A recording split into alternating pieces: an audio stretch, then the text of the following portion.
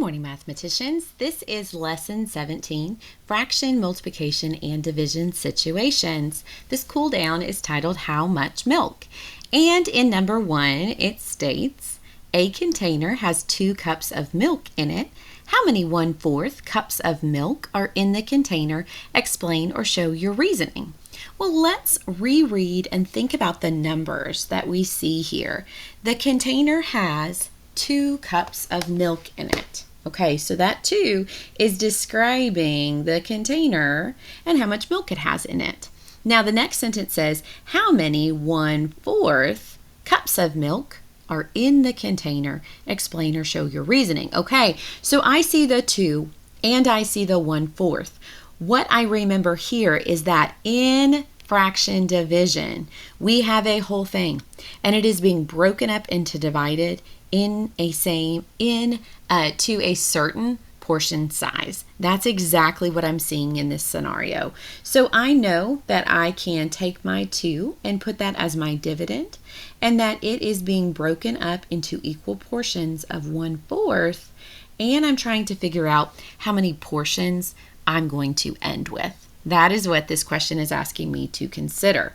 Now I could also think to myself, okay, well if I have 2 cups of milk, and if each of those cups of milk are going to be broken into 1/4 cups, right, then I would have 4 of those portions for cup number 1 and 4 of those portions for cup number 2.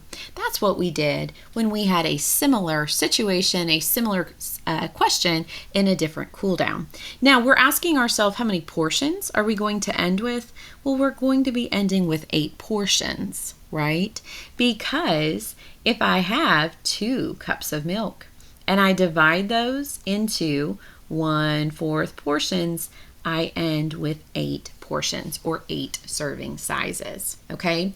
It does tell me to explain or show my reasoning, and I can do that down below. Really, I think that creating that equation is one of the very best things that we can do to support our thinking and our answer. So let's just share that and let's write that out down below. Let's say we have 2 divided by 1/4 equals 8.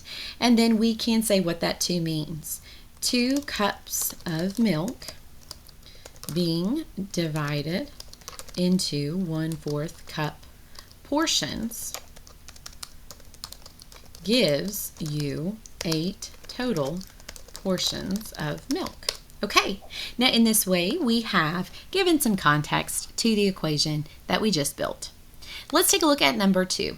Number 2 says a container of milk has 2 cups of milk in it.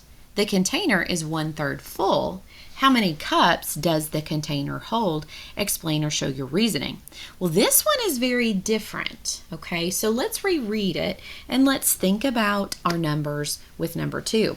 A container has 2 cups of milk in it. It does not say that the container only holds 2 cups of milk. No, it says that the container at this moment has 2 cups of milk in it. Now, the container is not full. The container is only 1/3 of the way full. How many cups does the container hold? Well, this is a very different context. Let's say that this is like our container of milk, right?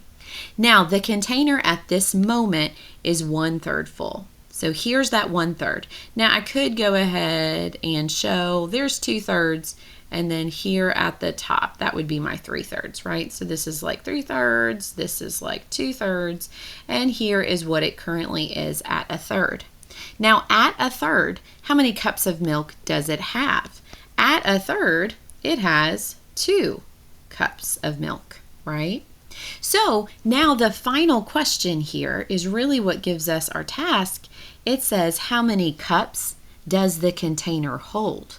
Well, if this has 2 cups, and really I have 1, 2, 3 of those portion sizes for the container, really here I'm thinking about 2 times 3.